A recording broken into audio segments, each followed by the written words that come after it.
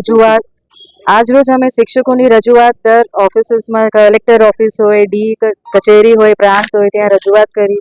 અમે એસપી સાહેબના સમક્ષ પણ આવ્યા રજૂઆત કરવા શિક્ષકોને જે પણ દબાણ ધમકીઓ આવતી હોય એમને પ્રોટેક્શન મળવામાં આવે. હવે મીડિયા ત્યાં બધી હાજર હતી પણ એસપી ઓફિસમાં કેમ હાજર નથી એ અમે જાણવા માંગીએ છીએ. અમે આ કેસને લઈને બહુ ગંભીર છે કેમ કે શિક્ષક જ એક સમાજની સ્થાપના છે. શિક્ષકોને અને શિક્ષણને આપણને હાચવાનું છે. બીજેપીમાં જેટલા પણ ચૂંટાયેલા પ્રતિનિધિઓ છે એ અભણો અને અંગૂઠા છાપ અથવા 4થી 5મી 6ઠ્ઠી ધોરણ પાસ છે તો એમને શિક્ષણનું મહત્વ કદાચ નથી.